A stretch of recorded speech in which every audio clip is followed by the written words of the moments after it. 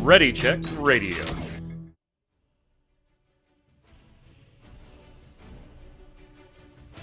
Stand by as we get ready to serve up all your news this week in the world of gaming. Welcome to Gaming Gumbo.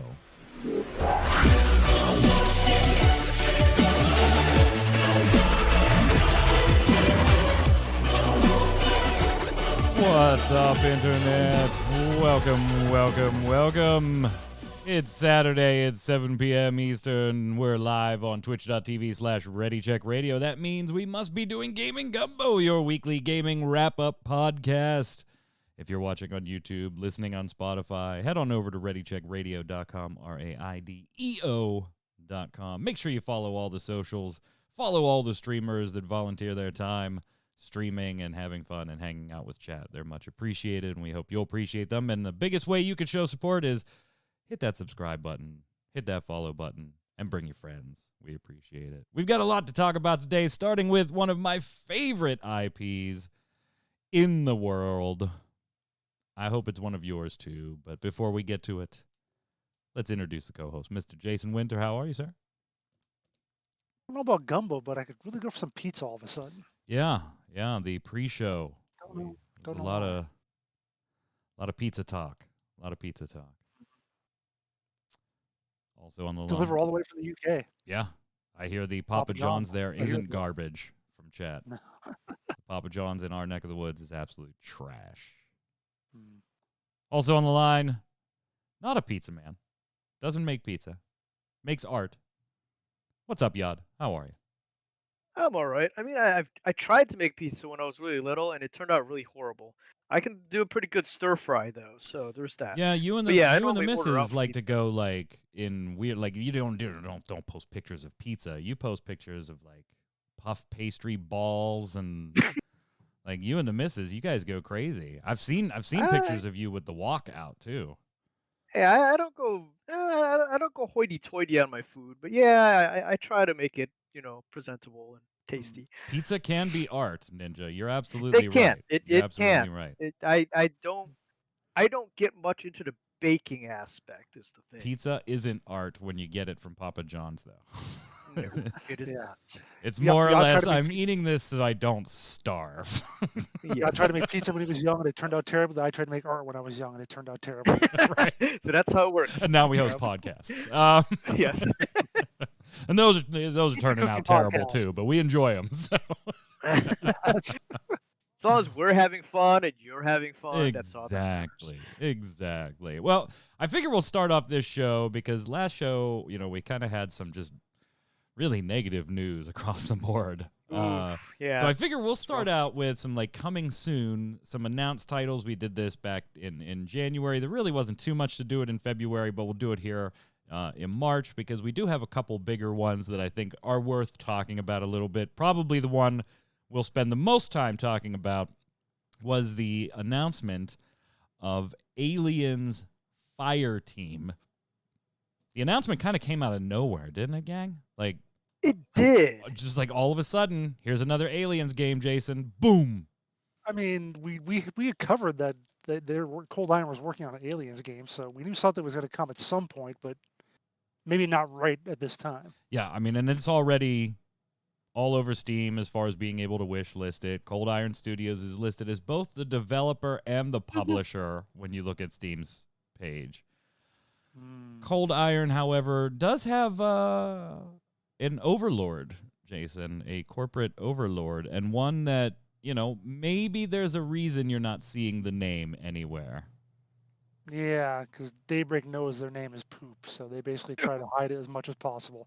They're still not even listed as the publisher for Lotro and DDO on Steam, which they have publicly acknowledged being the publisher for about 5 years, and only just last year acknowledged they had actually bought the companies. So I don't know. I'm not gonna lie, so I love the Aliens franchise. I'm like Daybreak. I love the Aliens franchise. Like I don't know if you can. No, it's on its side, but like I have tons of Alien stuff.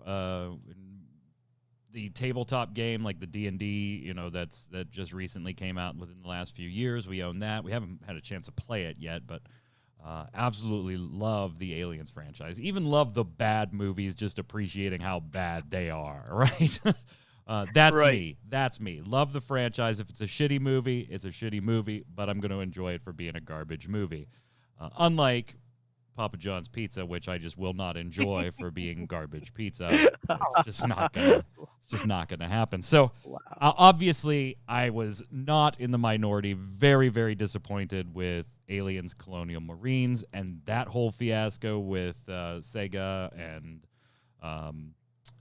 oh shit, Gearbox? Thank you, Gearbox. And Mr. Randy Pitchford and E3 demos and stuff like that. Then on the flip side, we had Aliens Isolation, which was one of my favorite games that year that it was released, just creating exactly the tension that you would want in an Alien franchise game. And one alien just made the whole damn thing scary. I absolutely loved it. Absolutely loved it. When this came out, I got the press release in my email box. Because we do cover, free-to-play games over on mmobomb.com, so I'm part of all these different distribution lists, even if I don't cover them. This one, not going to be free-to-play, at least I wouldn't imagine it to be, given that it's 3-player co-op PvE. So, yeah, they're going to want some money for this one, and that's fine, as long as it's good. Yeah. I saw the press release, and I immediately went, oh, no. I was a little bit skeptical, and I think a lot of people are being skeptical, Yod, and kind of putting the feelings, just temper them down a little bit because it's really been hit or miss with the franchise. Right. Now, was Colonial Marines the one with the female scout armor? Yeah, I forget. Yeah. Because once again, if you need, I mean, being the big Aliens fan that you are, if you need a set of Colonial Marine armor, I know a guy.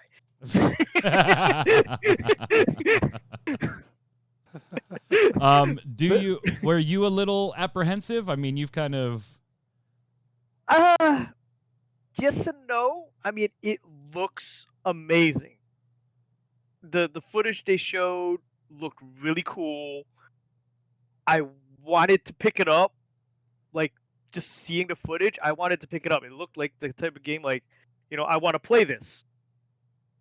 Once again, though, it isn't of the Aliens franchise, and they don't have the best track record. So yeah, and this is going in a bit of a different direction, Jason. This isn't really capitalizing on the one-person suspense/horror of the Alien franchise. This is kind of moving in a more, you've got to try to survive an onslaught of these aliens in cooperative third-person shooting gameplay. Taking place, by the way, 23 years after the original Alien trilogy. So after Alien 3, really? Yeah, 23 years later, you're a colonial marine stationed on the USS Endeavour, and here you go, the xenomorph threats. Now, we're going to show some footage here, by the way, and this is courtesy of IGN. IGN, literally, like, the day after everybody got a press release, all of a sudden had a sit-down gameplay with a few of the team. And this wasn't... Jason, this is the type of stuff that you and I like, right? When you're not getting shown gameplay by the devs via, whatever, a Skype call or a Zoom meeting or something, and you're not allowed to touch it. This was two of the team, one person from IGN sitting down, actually just playing the game and chit-chatting about the game as they go, which I think is a far more effective demo of a product than seeing a very guided tour where you're not allowed to touch anything. So kudos for that type of presentation, at least from me. I mean, it depends on the game. If it's something I want to play, then yeah. If it's something I don't, then I'm perfectly happy to sit back and watch. Like, oh, another Arcade demo. Yeah, sure, you guys go ahead. But don't like Arcade. Who does? I don't know. Apparently not But many. There's server merging though. left and right now. This demo was amazing. Yeah, it actually, I thought it looked really good. So from a aesthetic perspective, I feel like they kind of nailed it, Yod. Like, Yeah. if they can't get you scared with one alien because it's a different style than that type of scare, they're still trying to go for the tense feeling of, low ceilings, Very narrow passages, not a lot of Right. escape points. You got to make a choke point to save yourself. That type of suspenseful gameplay. And from what we saw in this about 25 minutes, I highly recommend you check it out if you're even remotely interested in the game. They kind of nailed the aesthetic. They definitely nailed the sound design. The sound design, at least for the mission we saw, was spot on across the board, whether it was the motion detector sounds or the different rifle sounds. So definitely kudos there as well. Now, am I going to like the gameplay and this style? I don't know. It's very Outriders, Jason, which we're going to talk about the three of us a little bit later, in that it's three people running around and doing things. However, it breaks from Outriders in that there really is no true go play it by yourself. If you play it by yourself, you're going to be playing with bots. Yeah, it is Left 4 Dead Aliens, basically, Yeah. is how it looks. Yeah. And if you It like that does sort look of like that. thing, if you like that sort of It's thing, you're going to like this because it's.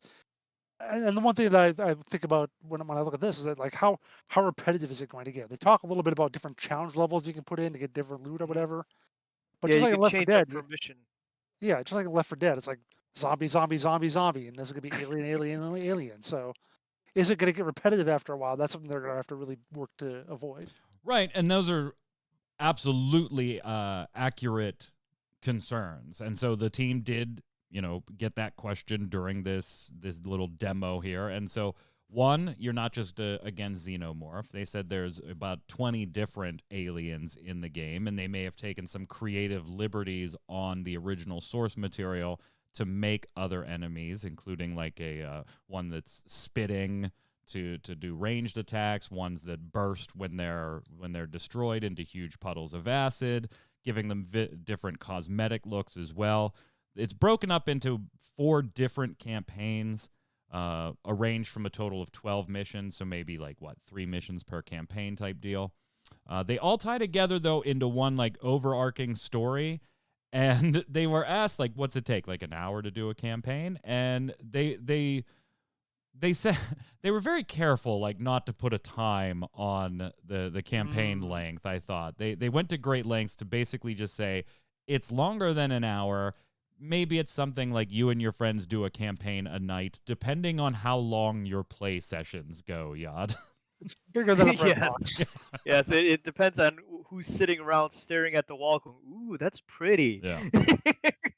And I'm guessing you can do different things where different amounts of enemies will come at you at different times. Because, it seems like that Right. whole thing where you trigger certain things. And yes, at the end, you have to create a choke point and, it's wave after wave from aliens coming at you or whatever enemy. But it also seems like there's a possibility for if you make too much noise in certain areas or whatever, you'll trigger a few more extra baddies, maybe. We'll So have to yeah, see. We'll have to see. As far as yeah. Oh, yeah. difficulty and stuff, they did say there's multiple difficulty levels, to your point, Jason, Right. as far as replayability goes. So yes, you can amp up the difficulty. Friendly fire off in the default difficulty, on in the higher difficulties, which I think would, in these very narrow confines for most of these places, could really make some things exciting. There's a progression system, but it's more about getting kits and perks and leveling those up for your individual character, because this is not, don't confuse this for a looter shooter. That is not this. This is, as Jason said, more Left 4 Dead than Borderlands, if you have to make a comparison to something else you're familiar with.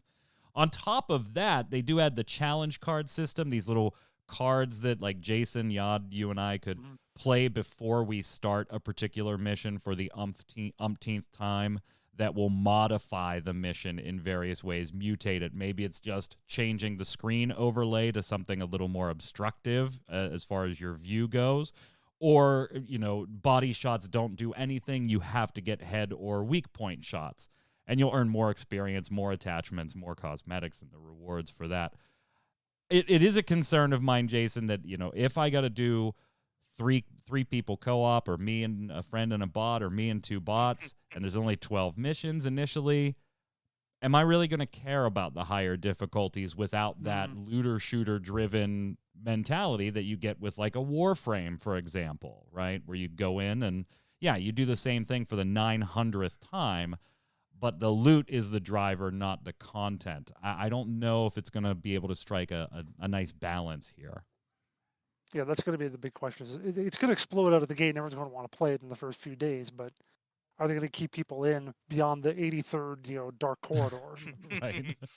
I just don't know about that. Yeah, and Mad Martha in chat brings up a good point too, that it's kind of like, I understand why, but as an Aliens fan, I'm like, Mad Martha says, from what we see here, the aliens are going down too quickly. I'd like to see every alien difficult to kill. That would make them scary. Yeah, they're going for, quantity over durability here in just the fear of being overwhelmed versus the fear we talked about, Yad, that the Aliens franchise is known for, that one alien hunting you in the dark, suspenseful, very strong powerhouse being. This is more Aliens, the second movie, as opposed to Alien, the first movie. Yeah. So it's more of an action shooter thriller rather than a suspense thriller. Right. But you do want to see it. It does kind of break my heart. Like, I'm watching the content here, so apologize for not looking at the camera. Oh yeah. But like, I'm watching it and I'm like, yeah, man, those things aren't strong. They are like the basic zombies in Left 4 Dead. Right. Well, there was the few warriors at the choke point battle at the end of their stream. Yeah. Where, they're running on 2 legs, and it takes quite a bit of damage to take them down. And it keeps leaving.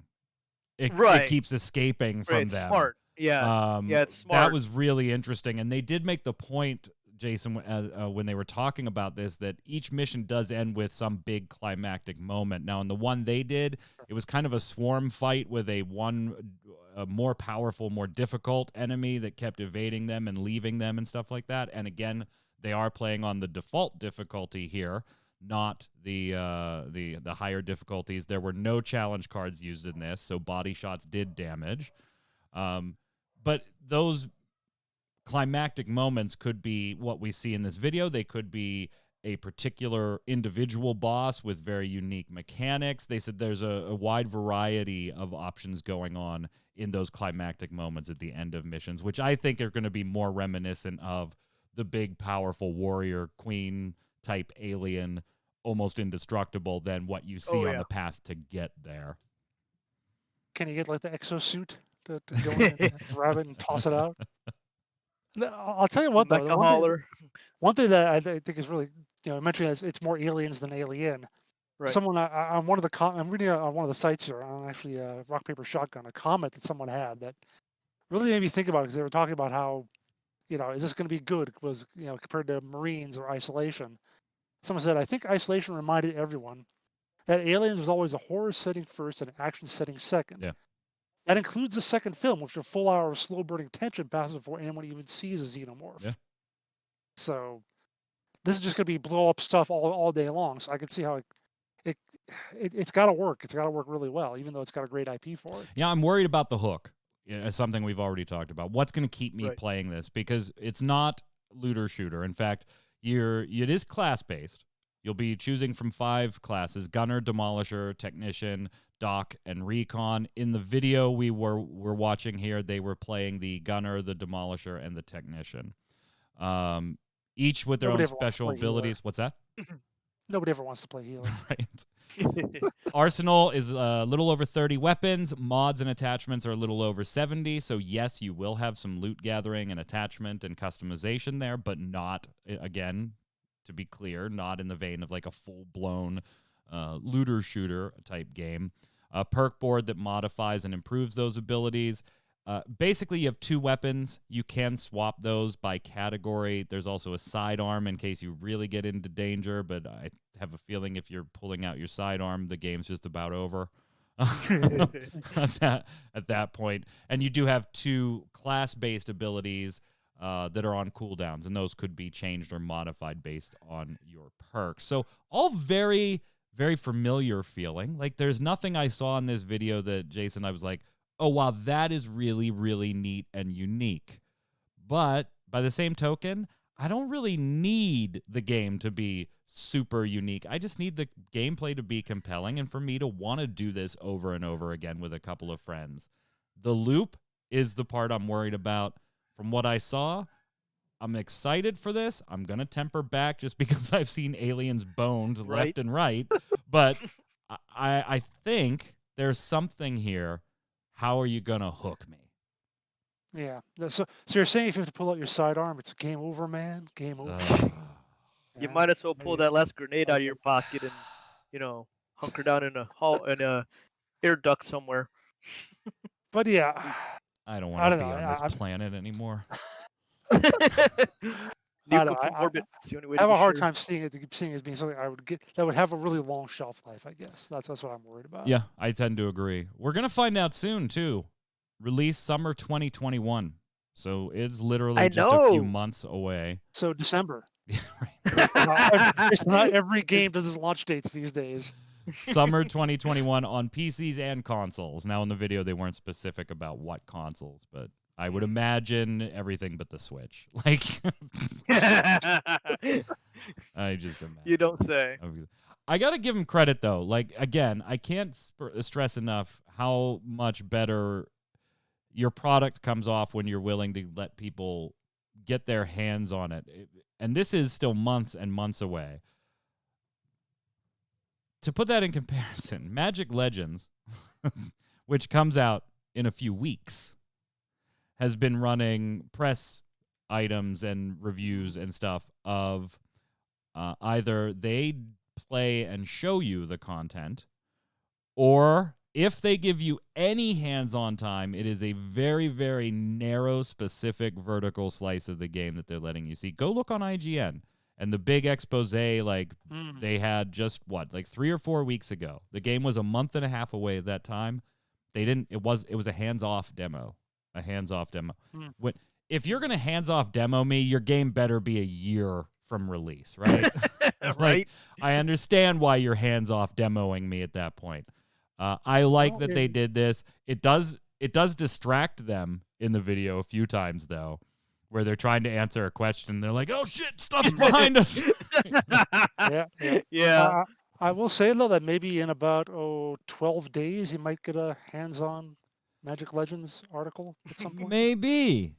Just saying. Maybe. There is a site, mmobomb.com. I'm just saying maybe you should check it out and follow it. 2 out of 3 of us might do stuff there, too. Maybe. Mad Martha doesn't like the third-person viewpoint, and I kind of agreed with that when I first read the press release. But then when I saw the gameplay and saw the style they were going for, as far as more aliens and quantity and stuff like that, I was kind of okay with it. If it had been something more in the alien isolation, genre of alien games, then yeah, Plus, I probably would have wanted it to be first person. Look at that dude they're showing out with the minigun. How else is he going to show off his massive arms? Yeah. And the guns, his other guns. Yeah, the what is it? The Steadicam gun that they have. I like when they go to put turrets behind them to cover their rear, and one of the burster ones comes up and just demolishes the turret with acid. It's just acid all over the turret, just melts it, and they get attacked from behind. The AI seems pretty smart with that stuff too. Like they'll attack the turret first. I love that. So they I love through. that, by the way, that is when it really jumps cool. on him. Mm-hmm. That has to be interrupted by one of their teammates while they're playing. Oh, jeez. Otherwise, it just starts smacking them. Oh, I'm sure. Yeah, Predator DLC. Yeah, whole milk. Absolutely. Absolutely. Yeah, I was not excited for Colonial Marines. I was excited for Isolation. And I'm moderately excited for this. I have the same concerns it seems like you do, gentlemen. How are you going to hook me and get me to play after 12, 15 hours of gameplay? And, is it just tense firefighting, or do I feel like I'm in an aliens game? Right? Could you replace the aliens with zombies and the tension is the same, Jason? If it is, then why is it the aliens IP? You know what I mean? We'll have to see. It's the aliens IP, so we'll have to see. Will it be shafted? Yeah, just boop, boop. We'll keep you posted. Just a couple months away. Hopefully, get our hands on it pretty soon. Also, pretty big news, gentlemen. apparently, this one much further off, Oh. there is an open world Dungeons and Dragons adventure game in the works in very early development. A AAA third-person open-world fantasy game in the D&D franchise, announced on March 2nd via the Twitter for Hidden Path Entertainment. Hidden Path is hiring. We are in development on a AAA third-person open-world fantasy RPG that will be taking place inside the Dungeons & Dragons franchise. They're looking for a graphics programmer, lead graphics programmer, senior technical artist, and a writer. So if any of you fit those bills, head on over to Hidden Path Entertainment's Twitter for more information on how to apply. And I got to say, I'm kind of amazed this hasn't been a thing for decades now, right? Like, we get all of these different D&D games, but we've never seen, for lack of a better term, Jason, Skyrim in D&D. I mean, that's been the trend for the last decade or so. Everyone trying to make their open world game of something, whether it is Witcher or Zelda or whatever else. They're just a little late to the game because probably D&D and the D&D. Well, I guess you could also make the argument that any open world RPG is D&D based. Yeah, but then I'll have to pay them the money for the IP. Right. But yeah, it just seems like D&D it feels old right now. It just feels like the sort of thing where you're like, yeah, that's still around, and I guess they're gonna make an open world game. It's like Grandpa buying a Ferrari, or something, or Grandpa buying a Switch. Maybe I guess would be the more accurate thing. It's like, really, aren't you too old for that? Isn't D&D too old for an open world game? I don't know. I'm eagerly awaiting this. I'm not. It could be interesting.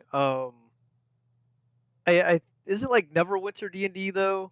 Hasn't that been around for a long time? But I guess that's not Neverwinter is actually a D&D-ish franchise. Yeah, it's an MMO, but I imagine it's a single player kind of game instead. But right. Yeah, and the other concerning thing is that it's Hidden Path Entertainment. If you've never heard of them, yeah, I mean, there probably isn't a reason for too many of you to have heard from them. I haven't heard. They're the developers behind Raccoon Lagoon, Defense Grid 2, and they've done some VR work with Witch Blood and Brass Tactics. So not exactly the realm of work that you would be familiar with. Hidden Path worked with Valve developing the latest entry in the Counter-Strike franchise, Counter-Strike Global Offensive. You ever heard of that game? Ever heard of that? Yeah, and I will give you $10 right now if you knew before reading that somewhere that Hidden Path had anything to do with it. I didn't know. Let's see. Whitney Strix Beltran, a high-profile indie developer responsible for the award-winning tabletop game Bluebird's Bride, is the project's narrative director. That's a horror RPG based on the French folktale with a rules-light engine. So, Mad Martha in chat, how does D&D not have enough writers? Yeah, that's probably a good question. This is not the only large-scale project running right now for D&D, but it is the only open world one. The other ones, the creators of Divinity Original Sin series, fantastic games. They did, of course, Baldur's 3 in early access late last year. Wizard's Own studio, Took Games, is doing a co-op RPG called Dark Alliance, which has our boy Drizzt in it, Jason. I know you don't care about Drizzt. I like Drizzt from Neverwinter. God, you're so edgy. I am. I am. That's all Drizzt is. Dark elves. Yeah. He's the edgelord. He is definitely the D&D edgelord. 100%. Oh, God. So we'll see. This one, we're not, we won't be revisiting this topic for quite some time. I like the idea, but again, it's one of those things, Jason, where if you paid to use the IP, how do you make it feel like the IP? Because if you could just play this game and replace it with Skyrim characters and it feels the same, then why did you pay for it to be D&D? The same way we just talked about Aliens Fireteam. That's kind of the point I was making. Like 20 years ago, big fantasy franchise. Yeah, D&D is like number 1 and number 2, number 3, 4, and 5. And now it's like, yeah, that still exists, I guess. Yeah. Especially when you talk about video games, between whether it's like I said, Witcher or Warcraft or a dozen others that probably come to mind. It's like, okay, I guess D&D still exists and still makes some games, but it's not the huge news that You tend to agree there, Jan? A little bit. I also have the thought that with a IP like D&D, much like a lot of the other major IPs that we see out there, such as things like Star Trek and Star Wars, when you make a move to make a game or a any kind of project with that IP in it, you got to be careful because you're gonna piss off well, you're gonna piss off some of the fan base anyways, no matter what you do. But you want to kind of hedge your bet so you don't piss the majority of them off with what you're doing. So I think something like Dungeons and Dragons, which is so long lived and has such thick lore and backstory and all that stuff, it would be very slow moving in getting into some new media or a new game or a new movie or whatever comes out, because you do want to be careful if you want to do it right. But that's my personal opinion. no, And let's not yeah, talk about Dungeons and Dragons movies. okay. Oh God, Yeah, no. yeah. Let's not. But Let's not. let's Let's not talk about drop down Saturday that morning hole. cartoons. Sure. Because that was an awesome cartoon. Yeah, yeah. I have the 3 DVD set of it. Hell yeah, that was an awesome cartoon. It's It terrible, was. but it's awesome.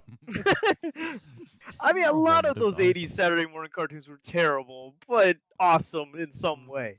Speaking of like our reviews on things here, what did you gentlemen? I know this isn't the Relic grind, but we'll interject here and talk about Square Enix just for a little bit. What were your impressions of the Outriders demo? I know all three of us played it, not together. We were doing it in different groups, so maybe we all have different takes on it. What classes did you like? Did you like anything? Are you interested in when it comes out?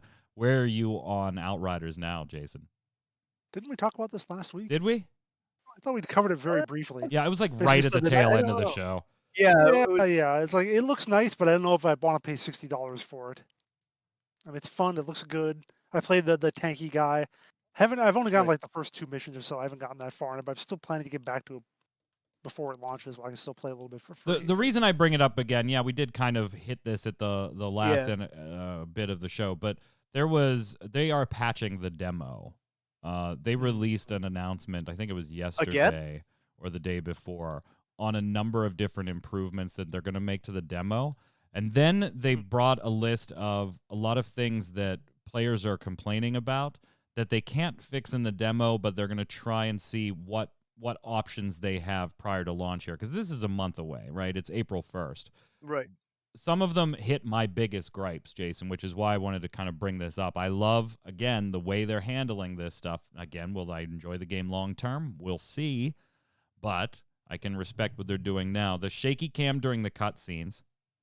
Oh god. They can't do yeah, anything about that yeah. in the demo, but they're going to see what they can do about reducing that when it gets to launch, which is a good one. The cover mechanics being a bit janky. Yeah. It was. Yeah. They're going to be patching in stuff for the demo on that one, and then for launch doing more to make sure that the cover feels a lot smoother, getting in and out of cover, particularly when you're moving. Like, it was weird during the demo when I was running into something and I would hit to cover and my character wouldn't do anything. But if I ran and stopped short and then hit cover, it made it. It was very weird. So lots of the gripes I had, it was nice to see.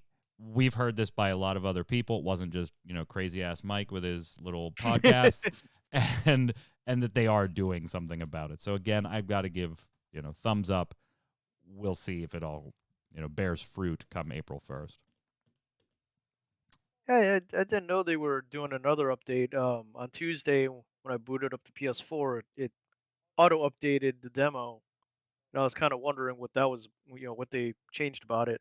Well, they kind of Didn't have go to. into it. Like, it makes sense that they'd be doing, because they don't plan to take that down. They plan to just Oh, yeah, leave that's that true. up after launch. So, Right. we'll see. Anyway, back to Yeah. what we were talking I about. I did play the Devastator and did all the missions, maxed out to level 7 and World Tier 5, I think. Yeah. And it's a fun game. I don't know how, if I'm going to buy it day one, but it's a game that I'd play again. And purchase. There's a lot of people saying the same thing you said, Jason. Having fun, enjoying it. Would probably enjoy it if it were $30 or $40. Probably not going to enjoy it at $60. Lots of people tend to have that opinion online right now. So you're not in the minority, sir. Bloomberg reporting that Nintendo is planning to unveil a new model later this year of the Nintendo Switch with a larger touch screen to kind of prop up demand in time for the holidays. An OLED screen from Samsung that will be able to output 4K Ultra HD graphics when in docked mode, provided, of course, you have an 4K television. Samsung display companies will start mass production of 7-inch 720p resolution OLED panels as early as June. With the initial monthly target of under 1 million units, these displays would then be sent to assemblers in July to have it ready for the holidays. By way of comparison, the current model features a 6.2-inch 720p resolution screen. So, yeah. You know that little black border around the screen, like on the Switch? Pretend that black border is part of the screen, and that's about the size that this upgrade. Also, give it a longer battery life since it's OLED, and there's a bunch of stuff there that comes with that. So, I don't know. Like, I feel like if you want a Switch, you probably have one by now. Jason, like even there are 2 Nintendo Switches in my house, right? The one that's a family's, and my oldest son has his own. I would like to play it on the 4K TV in 4K, but frankly, the games I want to play in 4K, I'm not playing on the Switch anyway. I'm playing them on the PS5, or I'm playing them on the Xbox Series S, or if I have to, I'll play it on my PS4 Pro. I don't know, like, how much of a demand is there for a Nintendo Switch with 4K output and a slightly bigger screen?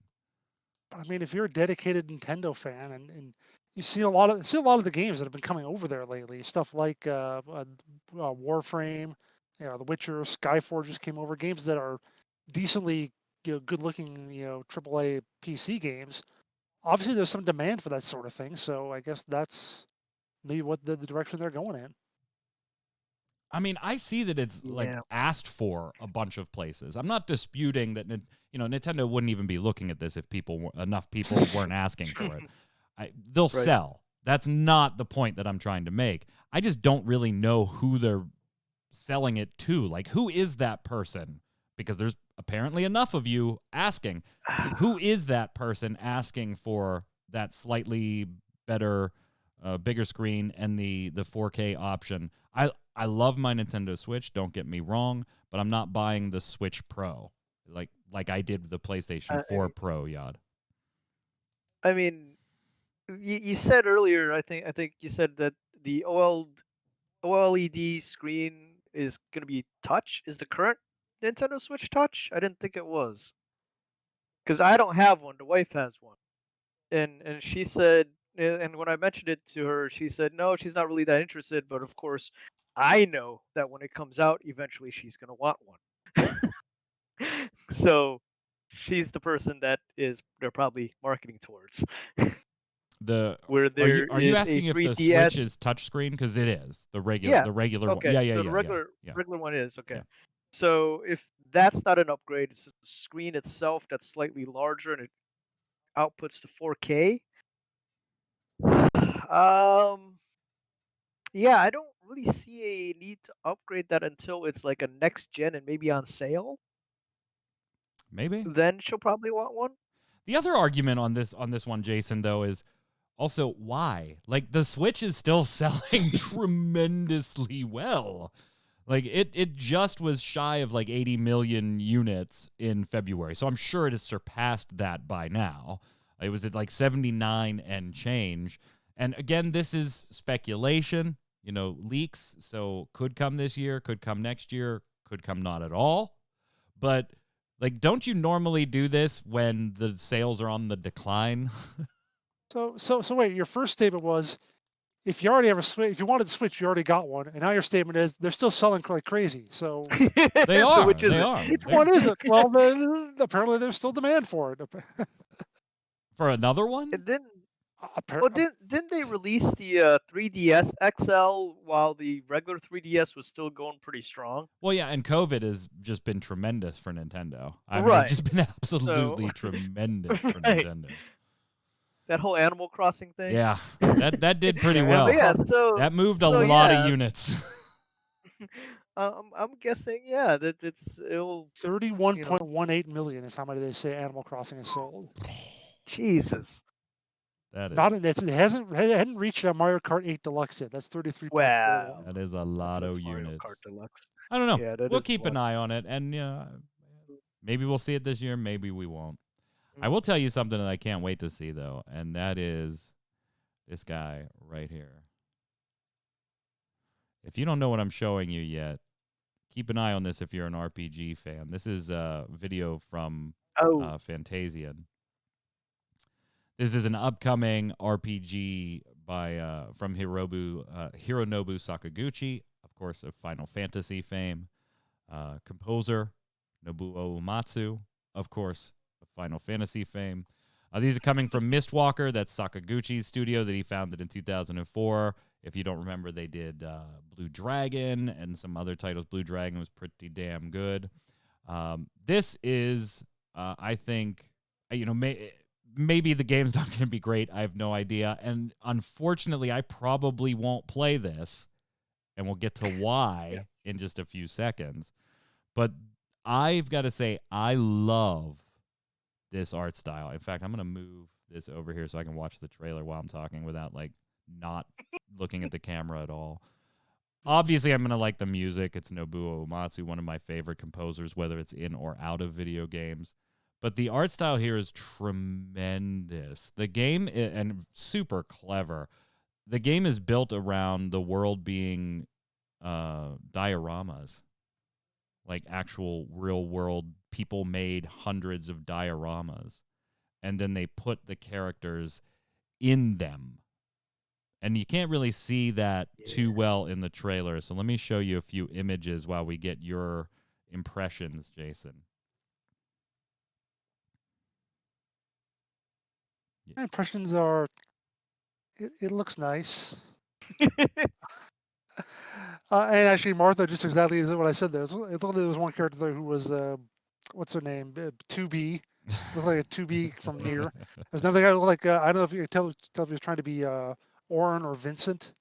Yeah, he's one of the two. It's like, Right. and then the description says, the tale begins at a run governed by machine. Oh, wait, where is it? Where is it here?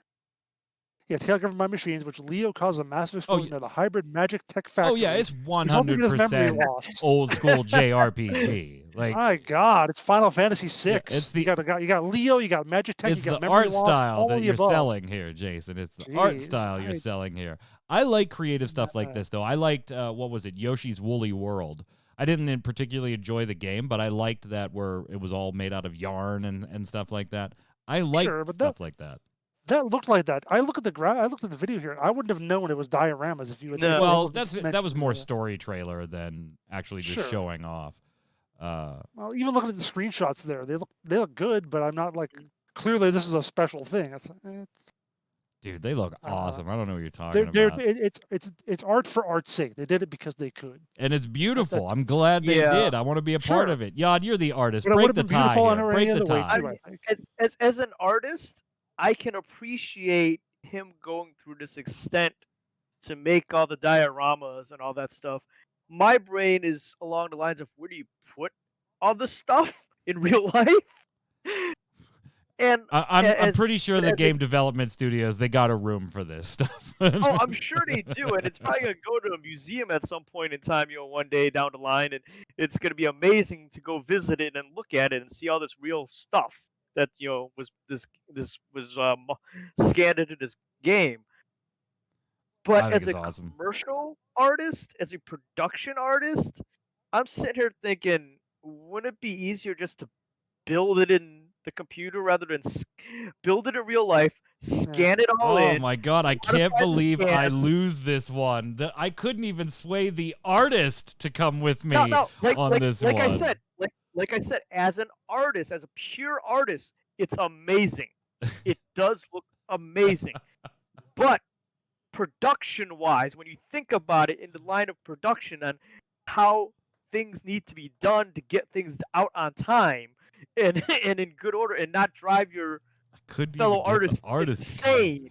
Damn it. Damn Because it.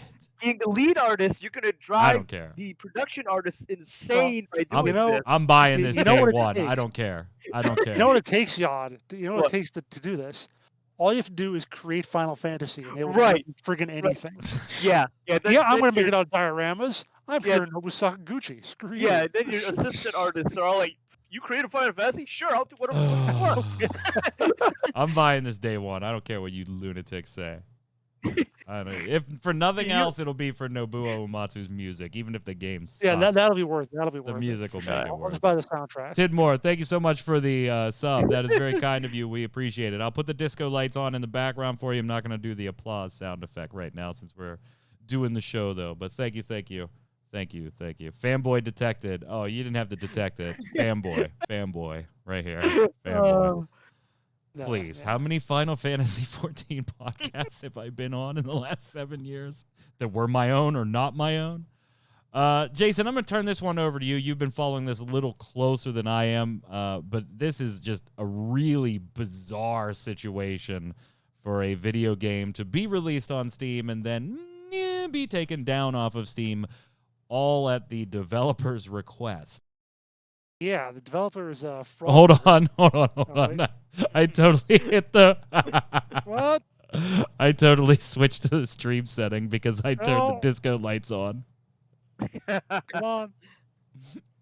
Bring it back. It's coming.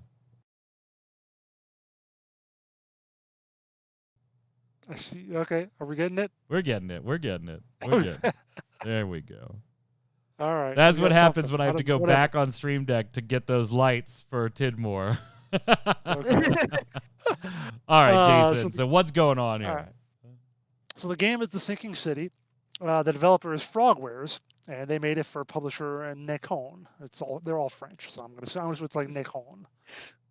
It's a atmospheric kind of horror title. It looks pretty good. I actually looked at it on Steam once. I was like, wow, that looks kind of neat. That's something I could be interested in.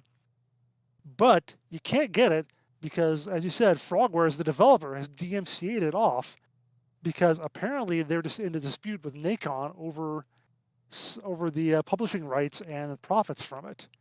They say The Sinking City has been in dispute in French courts for a while. This is the Valve VP of Marketing saying this.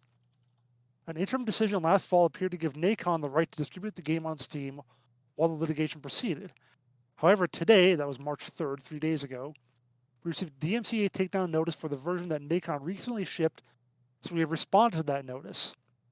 And Frogwares has gone on to say they did not create the version of The Sinking City that's on sale on Steam, whereas Nacon says that the Steam version was official and complete, and that they paid all their requirements to Sinking City, so they had the right to put the game up there. Now, Frogwares said that they some of the content in it was not approved, was not part of their contract, so that's part of why they're taking it down. So, yeah, it's a big old mess between the two companies that I don't know when it's going to be resolved. Yeah, I mean, there's not really like a lot for us to speculate on here, or really talk about like in depth. Besides, what the hell? This is like bizarre. Yeah, like, imagine Blizzard, like putting something up there, or not putting something up there, but having Activision just put it up there without Blizzard's name on it anymore, and Blizzard being like, "WTF? That's our game that we're in partnership to. What are you doing?" Like, how bizarre is this? I don't think I've ever seen anything like it, and I've covered. Actually, it reminds me a little of games for a long time. What was it? Spin Tires. Spin Tires had a dispute with the guys who made that had a dispute with their publisher, so they went on and made their own game. Mud Runners, I think it is. So yeah, that's what it reminds me of a little bit. Hey Yod, how you doing with Yep. Avengers? You still playing that?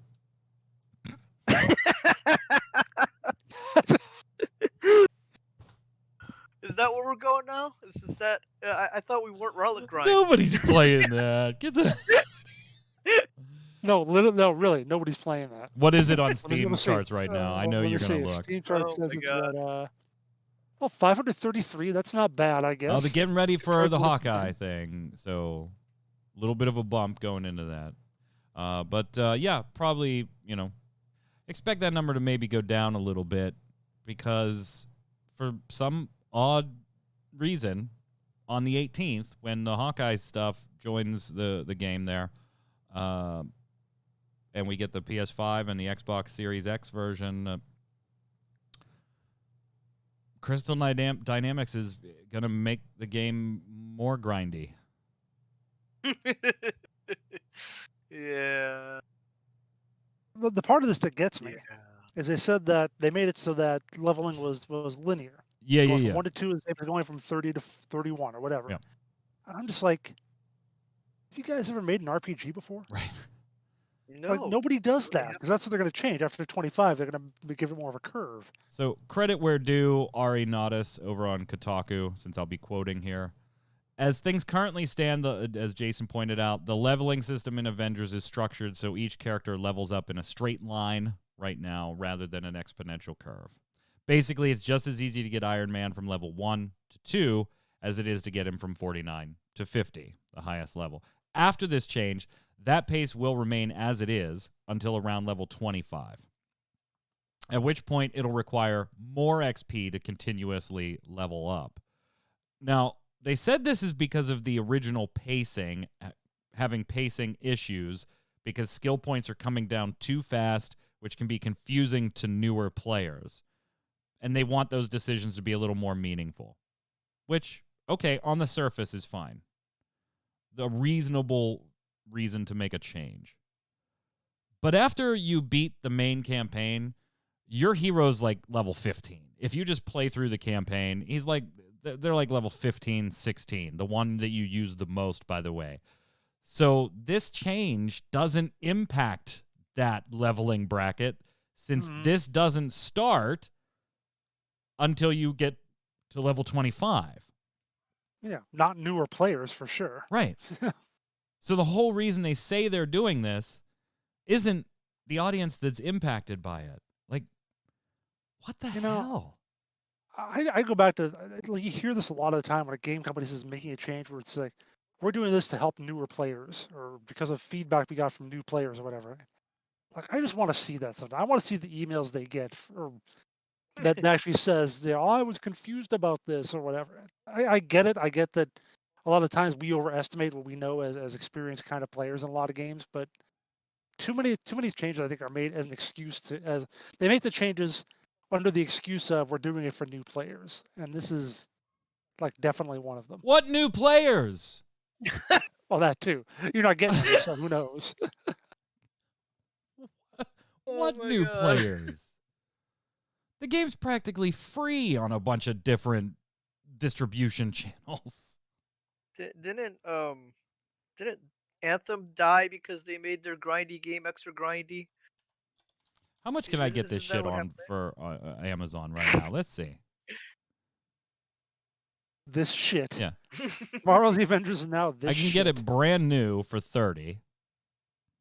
Oh, Still jeez. 60 on Steam. I can get it used starting at about $21. I just grabbed the PS4 first. It was just the first link there. That's the one that's more valuable anyway because you'll get Spider-Man at some point if the game doesn't shut down. Oh God, they'll get Spider-Man the next day. It'll shut down. Right. All right, let's finish up here with some good news before we go to our games of the week. I think this one's really, really cool, Yod. Ghost of Tsushima devs are being made permanent ambassadors of the real island of Tsushima. Nate Fox and Jason Connell will become permanent tourism ambassadors to the city of Tsushima in Nagasaki, the island announced this week. Ceremony, of course, will be digital. And they're even going to start building some tourism stuff based around the game to kind of spread the name and the history of Tsushima the way the game did. I think that is incredibly cool. Yeah, the fact that they made the game so, you know, so realistic to the settings that the actual place went, "Oh my god, this is our place. Let's reach out to them and do this for them." And, try to get more tourism so that our city can make more money. But that's neither here nor there. Mhm.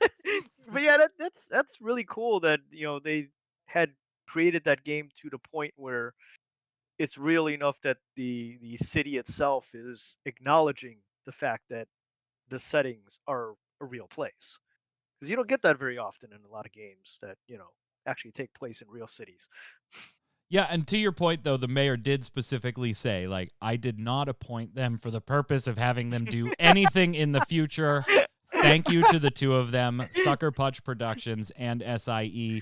I have heard from people all over the world who have learned about Tsushima through their works and now want to see, know, and go to Tsushima. I hope they don't, Matt Martha, I hope they don't do anything like cheesy like Yeah. that. I really hope so. Like, the I game actually- treated the place better than you would be treating the place if all of a sudden there was a Tsushima Bandicoot or Tsushima Bandicoot or whatever. I actually watched some South Korean streamers quite a bit, and they've talked about how they want to, once the travel restrictions are better, they want to go to Tsushima now because Oh yeah. I love 'Cause the of the game, game part. man. Oh, I Mhm. love the Yeah. game. Speaking It of is that, so let's pretty. slide over and do our games of the week. What do you say, gentlemen? Sounds good. And then we'll get the hell out of here.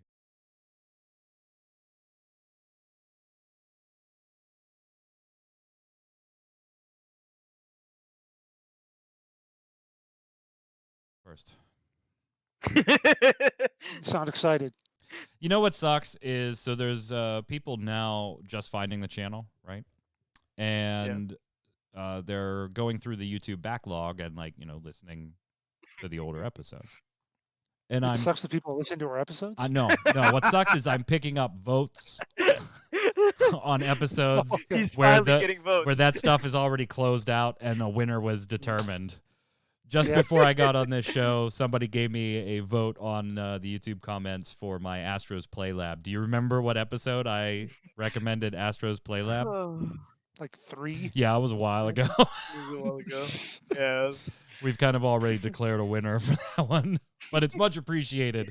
Keep the votes coming and bring your friends over to vote on YouTube or over on ReadyCheckRadio.com, RAIDEO.com.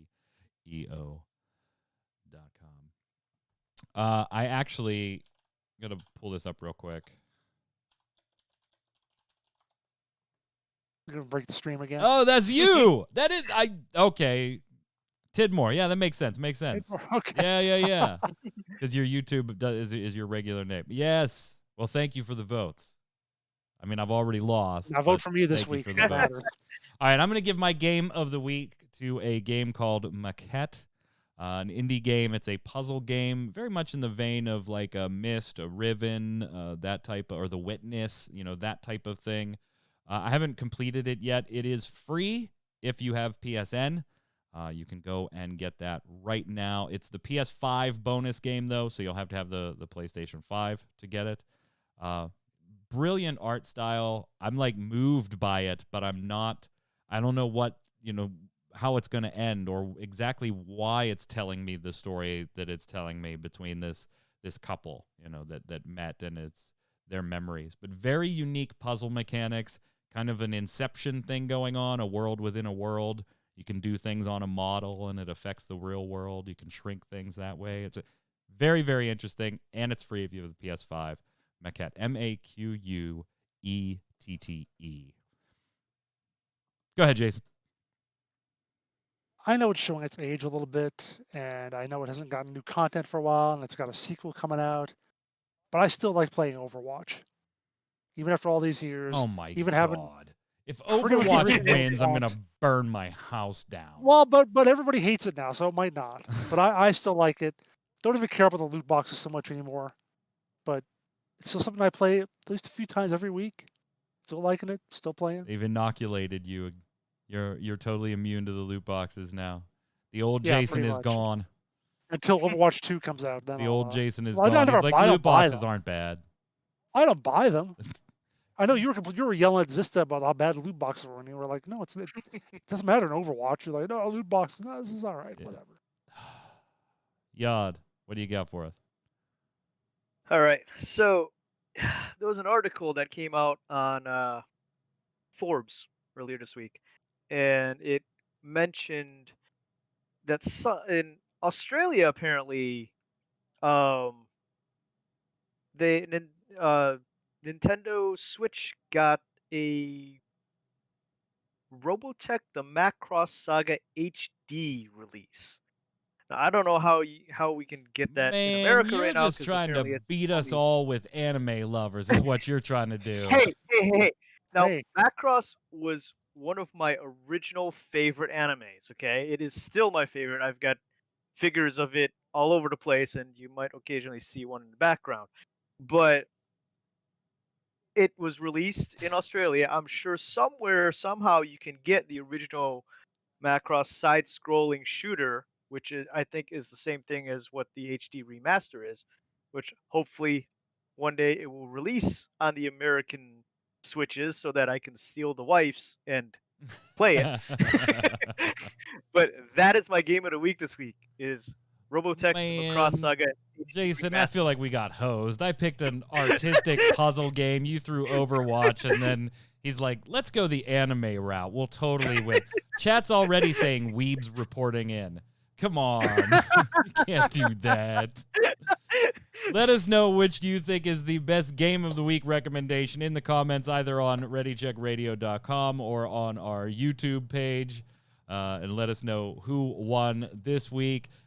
Chat, make sure you're sticking around after the show. After the show, we'll go dark for about 10 seconds after the post show, and then we'll be right back up with our streamer tonight.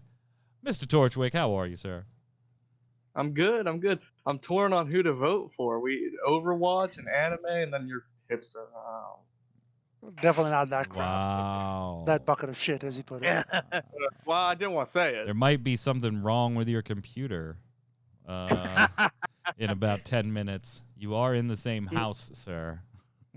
That goes both I ways. do have Hey, no voter intimidation. I do have the here. ability to ground him, so. I can throw all your collective stuff onto the ground and shatter it. That goes both ways. What are you playing tonight, boss?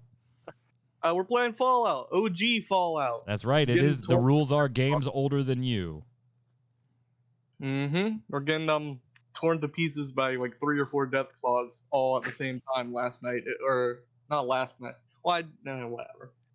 I meant to say last week, and then I did hop in last night to see if I was doing something wrong, but I didn't actually progress. You came because down I didn't after want- last week's Fallout stream and said, well, we basically got nothing accomplished on this stream because we had to go back and do it all again. Yeah.